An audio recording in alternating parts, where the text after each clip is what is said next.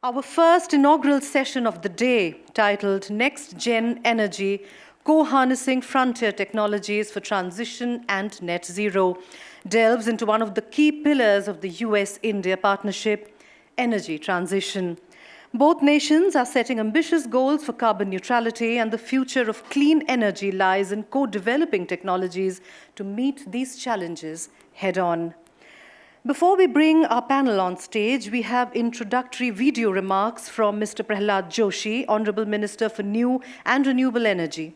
Minister Joshi has been at the forefront of India's green energy revolution, leading efforts to boost renewable energy production and sustainability initiatives in India. Could we please have the video?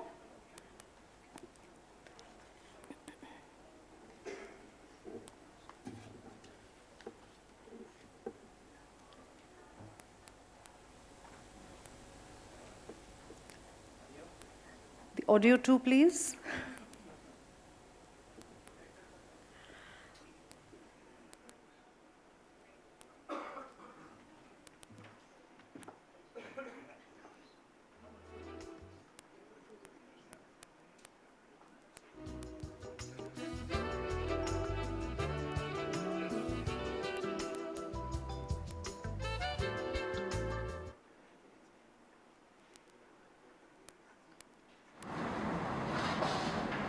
Namaskar everyone. Ambassador Atul Keshav, President U.S IBC, Ed Knight, U.S IBC Board Chairperson and the Board of the Directors, members of the U.S India Business Council. Once again, Namaskara to you all. Today, India Ideas Summit celebrate the robust economic and strategic relationship that India shares with the United States. It is truly the role of the government, industry champions, universities and the people of both our nations coming together to advance this relationship to a new heights.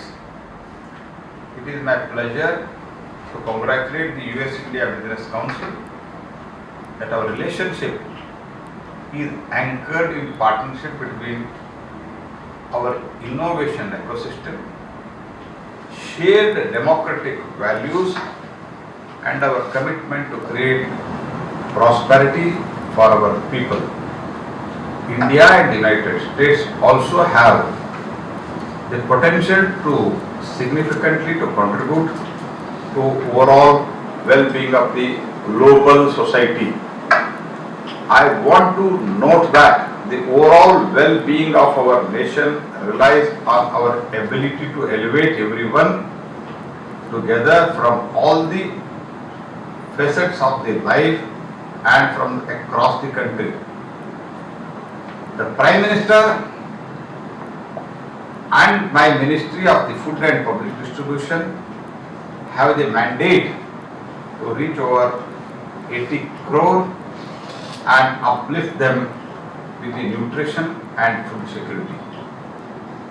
Sustainable food security can be the single most important driver in living a better, productive and healthy life as we are pursuing in the PM Garib Kalyana Anna Yojana.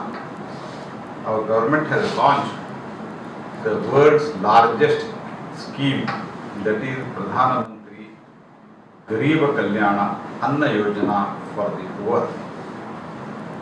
And now it has been extended, this free ration scheme, to 5 years, that is from 1st January 2024 to December 31st, 2028 for about 81.35 crore beneficiaries with the financial outlay of 11.8 lakh crore. Providing nutrition to every poor person of the country is also priority of this government. In view of this, government is providing rice fortified with the nutrition to the poor under the various schemes. This campaign will also empower the ongoing National Nutrition Mission to free the country from malnutrition. Government has also decided that only fortified rice will be given to the poor children in the schools. Also now the poorest of the poor get the ration anywhere in the country due to the one nation, one ration card. For millions of people across the country, the one nation, one ration card scheme is providing to be a great convenience. It has now become possible for the migrant workers to get their food grains in the city where they work, while their families back in the village, they can receive their food grains from the same quota. Friends, the nation's food security relies on the complex supply chain managed by the central and the state governments with a network of 5.3 lakh fair price shops, we call FPPs, serving as a pivotal last mile delivery agent. Recently, Department of Food and Public Distribution has launched a pilot program to transfer these fair price shops into Jan Poshan Kendra JPKs in 60 FPSs. These kendras will offer a diverse range of nutrient-dense commodities such as millets, pulses, edible oils and soya beans at a competitive price compared to the open market. Jan Poshan Kendras aim to provide additional revenue streams and better margin for the dealers while addressing the nutrition gaps among the beneficiaries and the local population.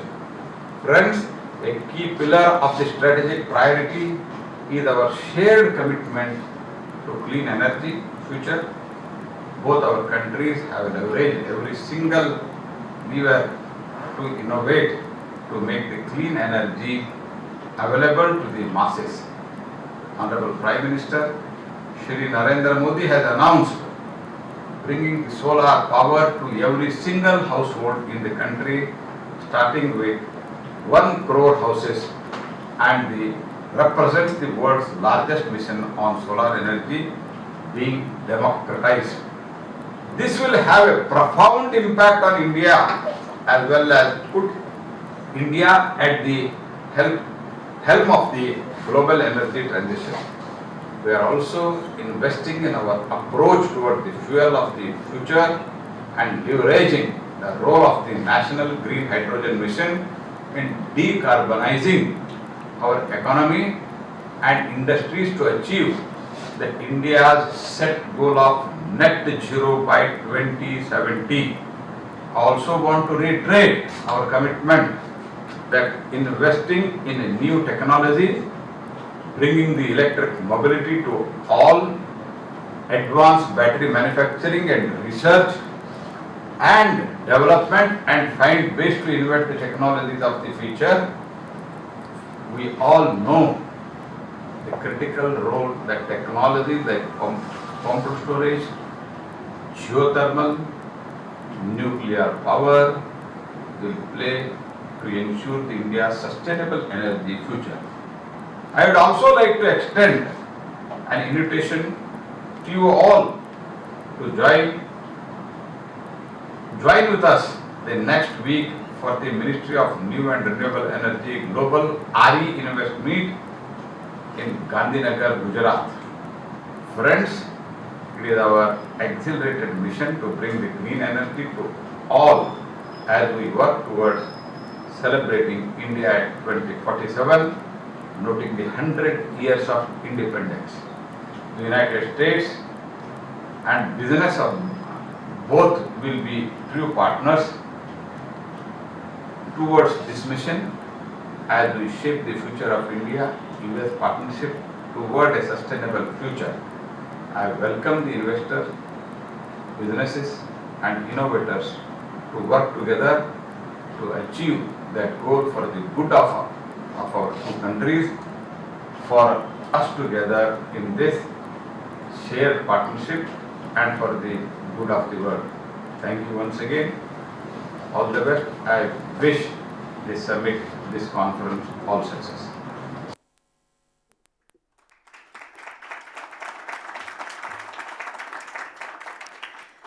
We thank Minister Joshi for those remarks. And now please join me in welcoming our panelists. And I would request you to please come up as I announce your names.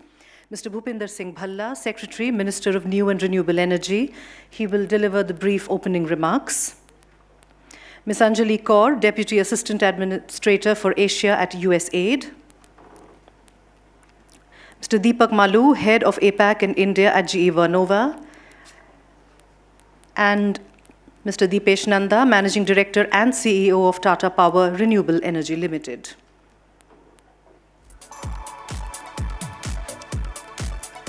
This session will be moderated by Shireen Bhan, Managing Editor of CNBC TV18. Shireen, could I request you to please come up?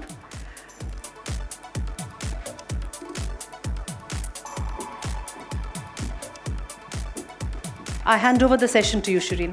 Thank you.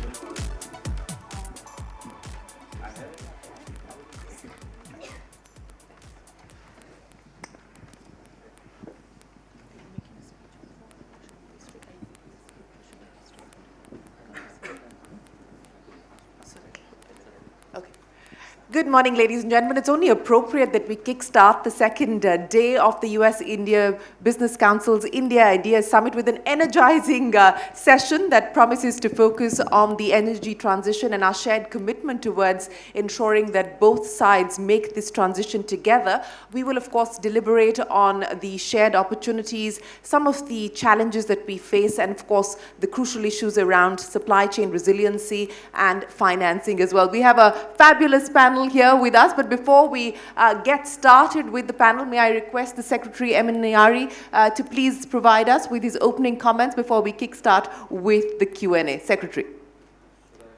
The podium's all yours, sir.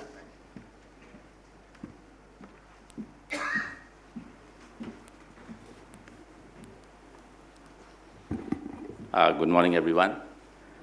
Ambassador Kashyap, President of US IBC, Mr. Knight, Chairman of the Board of Governors of US IBC, industry leaders, my fellow colleagues on the dais, ladies and gentlemen.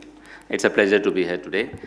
Of course, this is the theme. I think it's quite the theme of this topic. The theme of this session, I think, is very, very topical for India. We are progressing well on energy transition. We need technology. We need frontier technologies. I think that's something I would just to underline when I began this. I've been asked to say a few words just to set the context of the session, and then, of course, Shireen takes over, and, of course, my colleagues take over.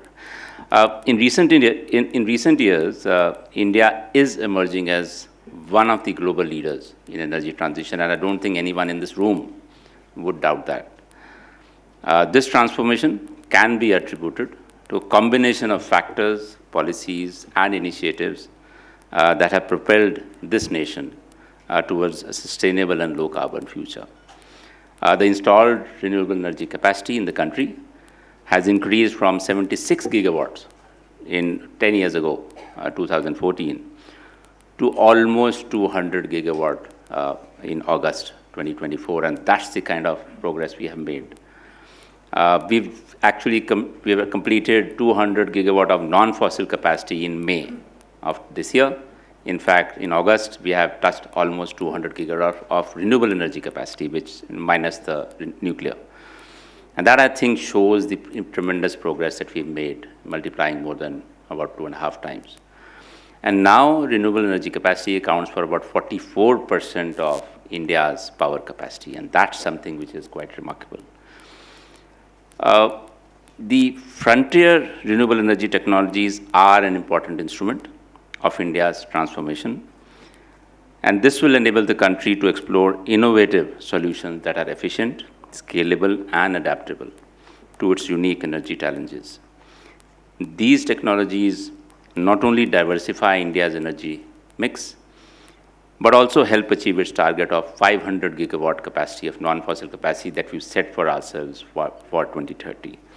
And of course, that's not to mean that 2030 is our final target. Our main goal is net zero by 2070, which has been announced by the nation. And some of the initiatives that we have taken in this direction are noteworthy. We have, of course, the National Green Hydrogen Mission, launched last year, which aims at making production capacities of about 5 million metric tons of green hydrogen in the country by 2030. Then we have also announced the start of the offshore wind sector in the country, and that's something which is very exciting. Onshore wind has been in this country for about 40 years. But offshore wind is something that we are looking forward to developing, and we have initiated the process, and you will be hearing more about it in the next few days. We are also working on advanced solar technologies. I'm not going to talk about the normal solar PV module, what kinds of modules that everyone is aware of, and of course many countries are doing, especially China, where there's large manufacturing capacities. But in the advanced solar technologies is something that even India is looking at, and these include bifacial modules, BIPV, the Building Integrated Solar PV, perovskite technology, and others. We have already developed a 4 centimeter by 4 centimeter perovskite scale of more than 21% efficiency, and we hope to continue this further into not only higher efficiency perovskite, but also scalable industry-level commercial solutions on perovskite cells and modules. Floating solar is already started becoming popular. It's not as prominent as you would like it to be, but now with challenges of land started appearing in at least some of the states, and since we have a large water reservoirs across the country, floating solar is increasingly becoming popular. Other technologies like geothermal, tidal, wave, osmotic, gravity storage, all these are being looked at by our ministry, which is the Ministry of New and Renewable Energy. And that's something, again, we're working on how do we activate pilot projects in these areas. We're also developing advanced chemistry cells, such as sodium, ion, and redox flow, with improved energy density and life cycles. While lab-scale battery cells have been developed by IITs and CSIR labs, the prototype battery packs are expected in 1 or 2 years. The deployment of smart grids and energy management systems is enhancing India's ability to manage renewable energy fluctuations efficiently. Artificial intelligence and blockchain-based platforms are being used to optimize energy flow, predict demand, and integrate distributed renewable energy sources such as rooftop solar systems. We are now, thanks to what is happening, the way we are progressing, everybody's heard about it, but my industry colleagues are there on the dais. I'm sure they'll be happy to share what their experience is and what they think about how not only the policy framework is there, but how the industry is taking it on its own, and of course they know what the business environment is in this sector, and I'm sure you'll like to hear about that from them rather than me as a policy maker. But we are, thanks to all this, we have become one of the leading destinations of investment in the RE sector, and that's something which is quite notable. And I'm sure many investors or companies who want to look for opportunities, don't think there's any more exciting country than India, if you look at all the aspects of investment. India already ranks first in the top 10 most attractive developing economies for clean energy investment. That's one of the reports. Another report even says this is one of the best destinations in the world overall. So I think I'll stop here just to set the context of, I'm sure, many more queries that Shireen has, and we'll be happy to answer, but I look forward to productive discussions as we take it forward. Thank you so much. Ladies and gentlemen, Secretary Bhalla. Thank you very much for providing those opening remarks and setting the context for a fruitful conversation that we're about to have. This makes me want to do a pop quiz here. Who can tell me the fastest water osmotic tidal wave technology is, or what floating solar is? But we'll leave that for another day. Lots there to mull over in terms of targets that have been set by the Indian government, what has been achieved so far, but more importantly, the distance that needs to be covered. And that's what I want to address with our panel here this morning. Secretary Bhalla, you told us about where India currently stands in terms of the kind of investments that we're making in renewable energy, more importantly, the kind of investments we hope to attract from the private sector. But let's talk about the India-US Clean Energy Partnership and what the two sides can do together to further amplify the efforts that have already been made. I'm going to pick up from where Ambassador Keshav left off. He said that the two sides have never had it so good. In the context of energy, is it as good as it can get? I think so. In fact, it's getting better.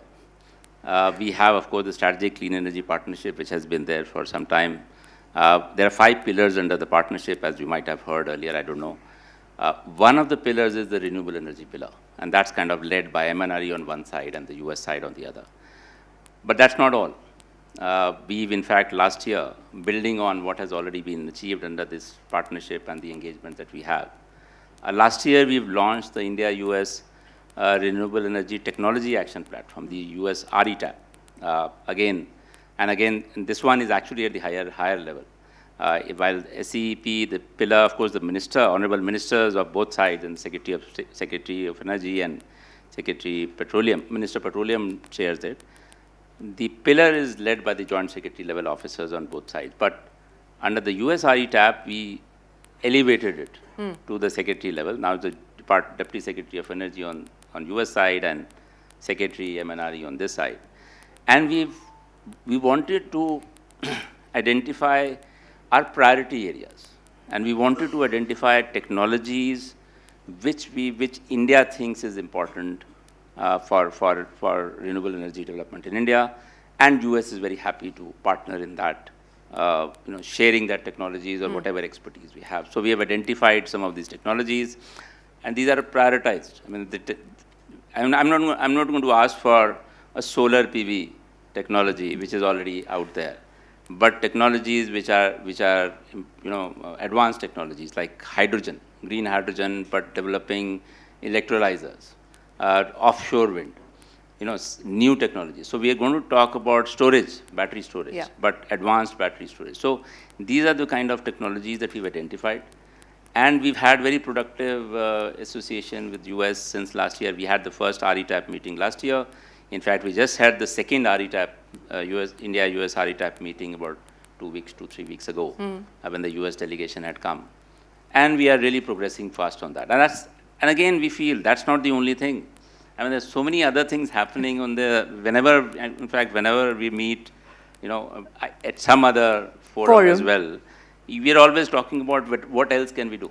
I'll talk to you about what next and what else is likely to be prioritized, but let me get to you, Ms. Kaur, and build on what we heard there from Secretary Bhalla on the points of partnership in the context of the energy transition.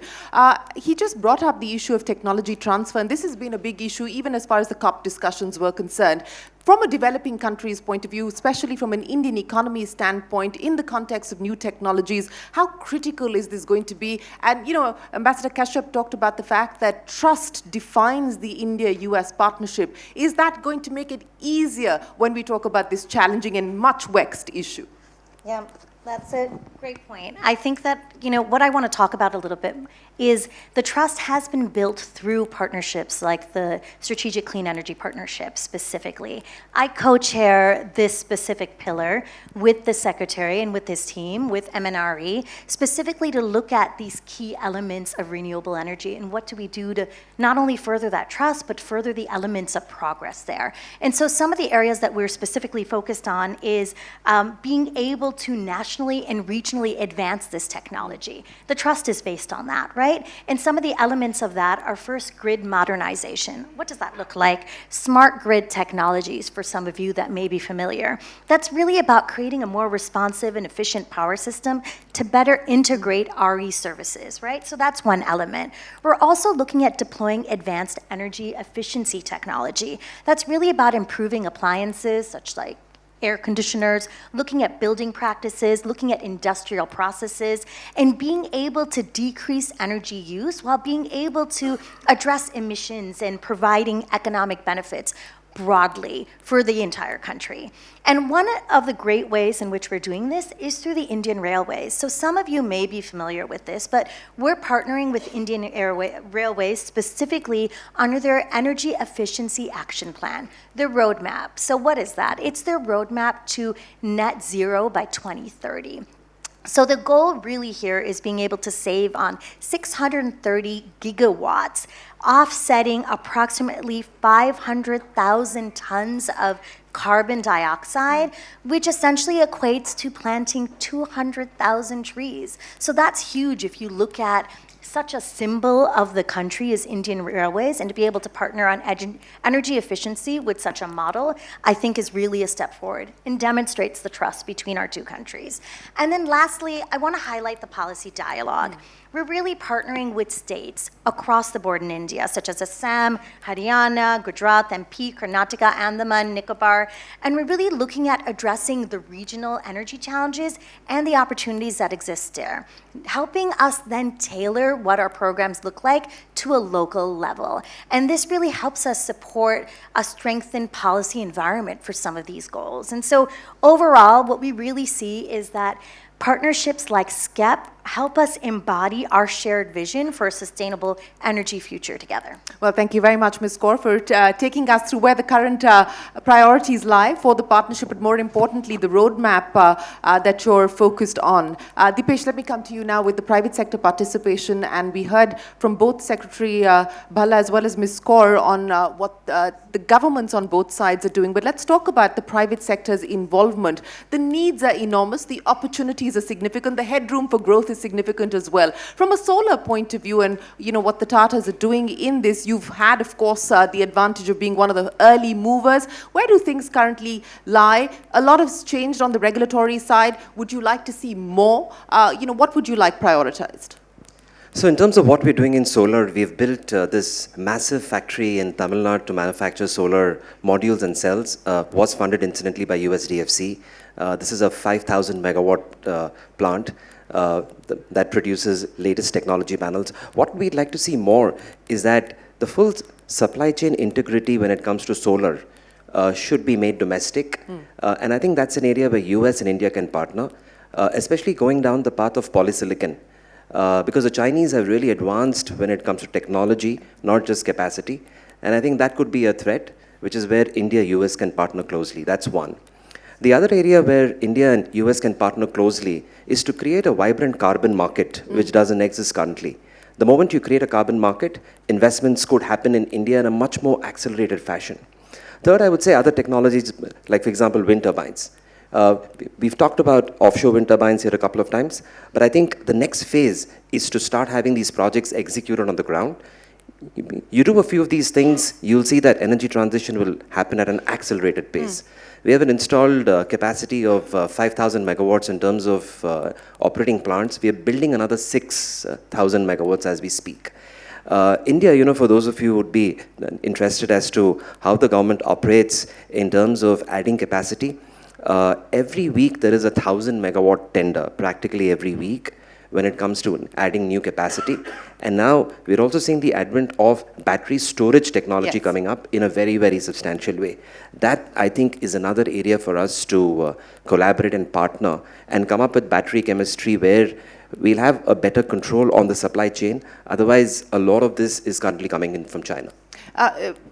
I'll come to you, Deepak, in just a second, but let me get Ms. Kaur as well as Secretary Bhalla to comment on what we just heard there from Dipesh on this issue of the supply chain as well as the aspect of critical minerals that are required to make this energy transition viable as well as realistic.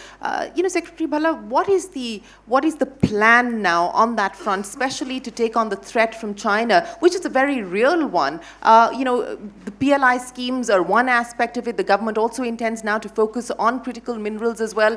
Take us through, A, how concerned you are by this, B, what the priorities will be in order for you to be able to cope with this, as well as the partnership with the US and how you can use that to avert some of the risks.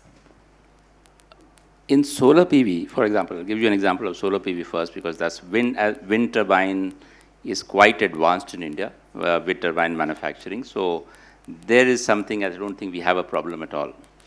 And I have colleagues from GE who would corroborate that. It's in solar PV where we started a bit later than what the world did, and of course we have a lot of module manufacturing now in India, solar PV modules. We also have a thin film technology, which of course is now is operational. But these, for the modules, of course, we've been buying cells from China, and since China is the biggest supplier, that's where the most cells come from. We have about, just to give you the numbers, we have about 60,000 megawatt worth of capacity now in solar PV module. In fact, one and a half years ago, when I think at some point I must have mentioned, that time we had about 18,000 megawatts. From 18,000, we've grown to about 60,000 in about a year.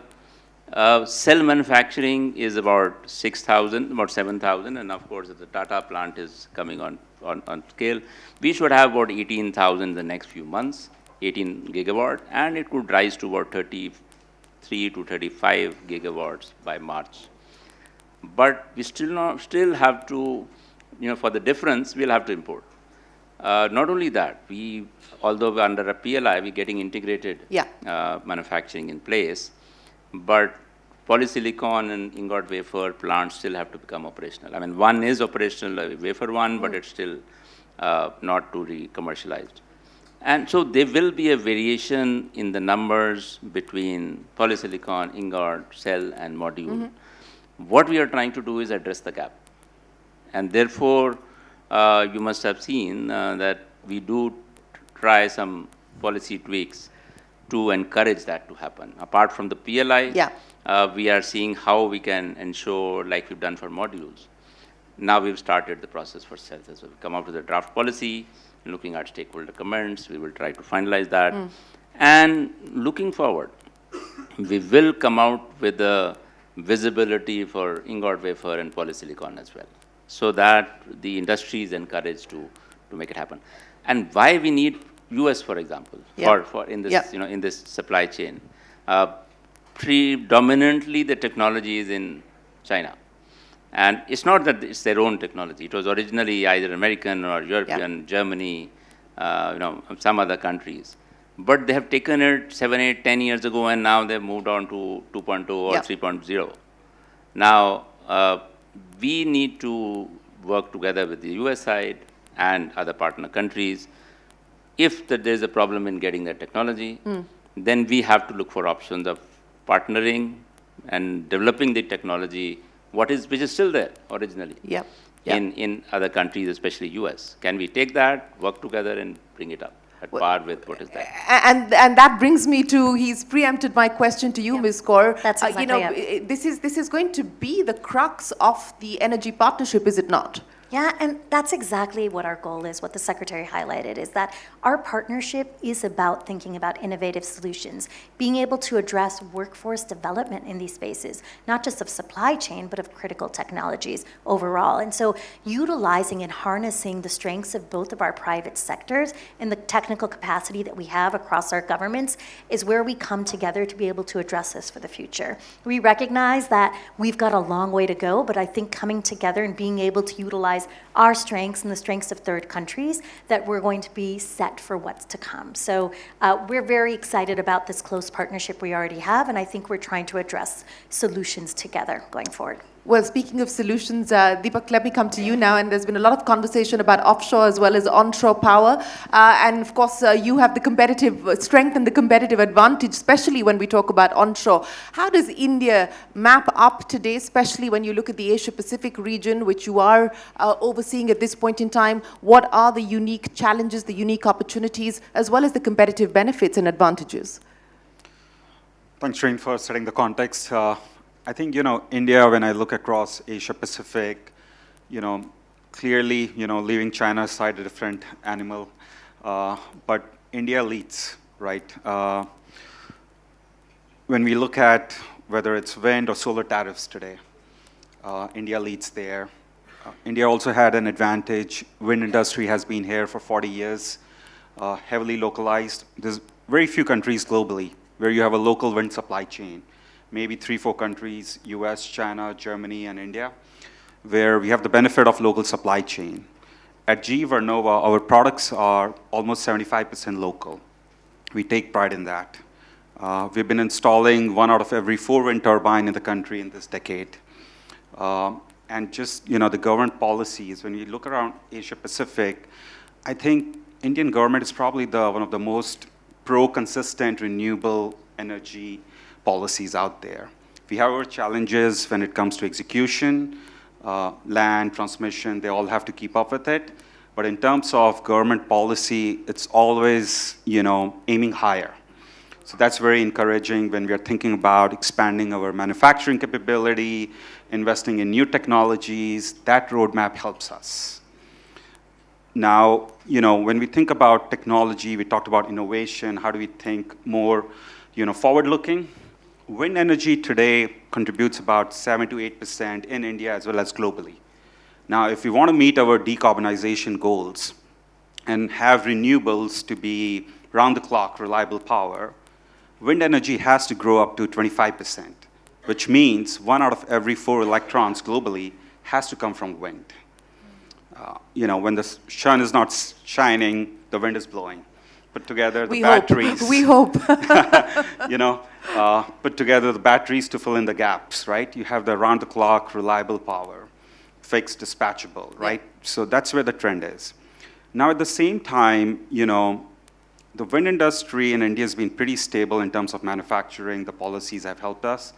But I think lately, just the overcapacity and just the bit of, let's say, fascination with just lowering the cost has hurt the industry. Yeah.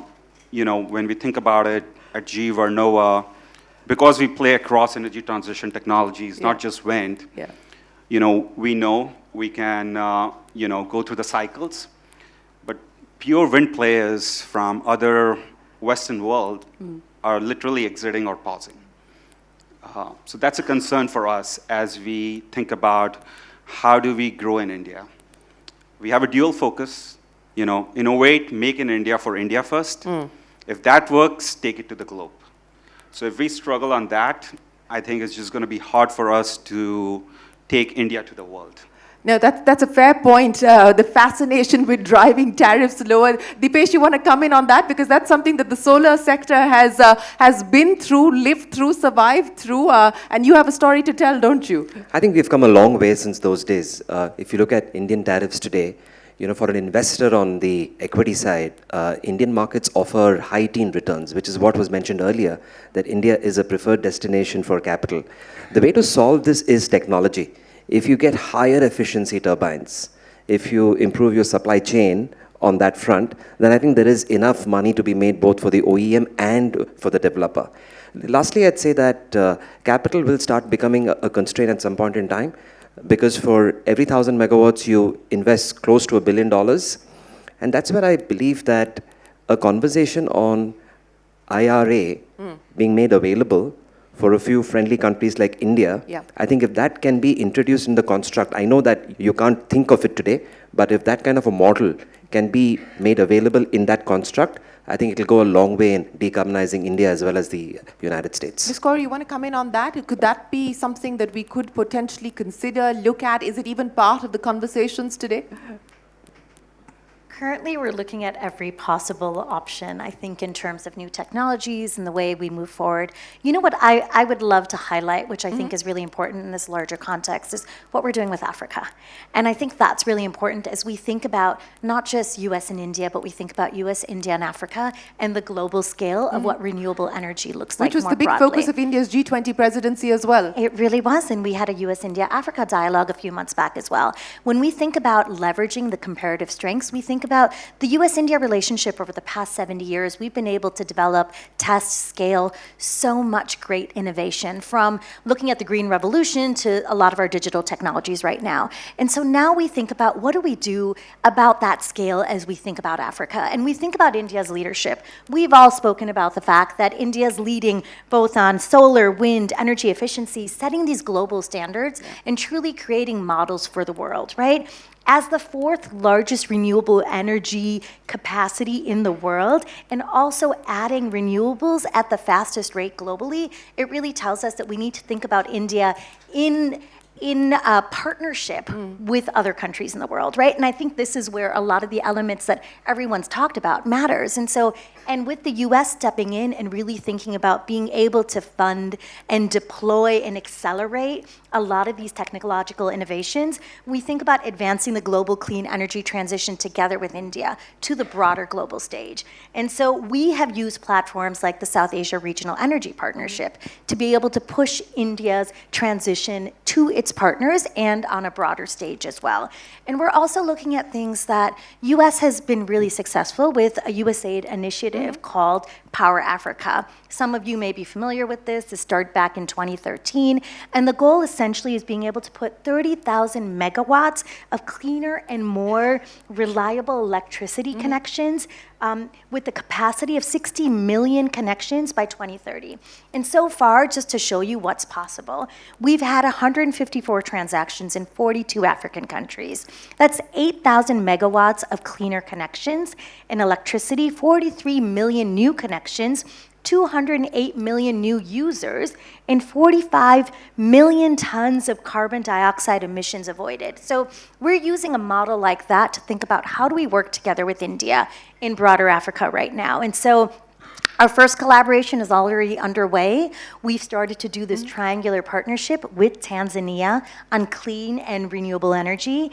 And this is really focused on sustainable development, on increasing economic growth, and thinking about meeting the broader global development goals. And we're really focusing on Tanzania's renewable energy by utility scale solar, thinking about maintaining and being able to increase a reliable grid and modernizing it. And right now, we have a Tanzanian delegation that's here this week to be able to learn from us.